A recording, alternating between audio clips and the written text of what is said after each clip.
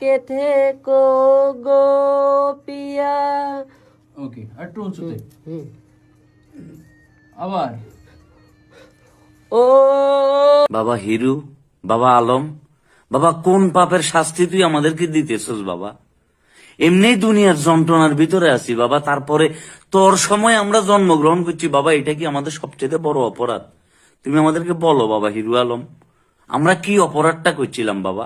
বাবা এই যে তুমি যে আমাদেরকে একের পর এক টর্চার করতেছো বাবা, এটার জন্য আমাদেরকে তো কেউ বাধা দিতেছে না। আমরা যে মানুষ হিসেবে কতটা সহনশীল এটা কি তুমি বুঝতে পারতেছো না বাবা?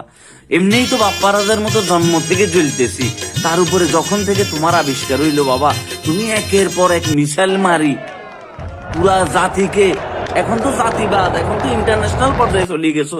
সর্বশেষ এই আমার সবচেয়ে পছন্দের গান এটা বাবা।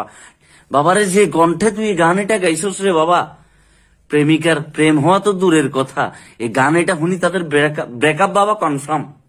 রাশিয়া অলরেডি তাদের সীমান্ত থেকে কি সৈন্যমৈন্য কি সরাই লয়ে গেছে কই, তাদের সাবমেরিন এগুন কি পানির তুন কি বায়ু উড়ি গেছে কই।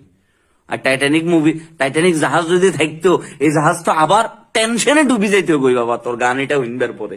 আর জ্যাক কইতেছে বাবারে পানির নিচে ডুব দিছি, বহুত ভালা করছি, অন্তত উপরে বাসি দেখলে এই হিরু আলমের মলম লাগানির যন্ত্রণায় আমার জীবন এটা শেষ হয়ে যাইতো কই। আহারে আলম কি করলি।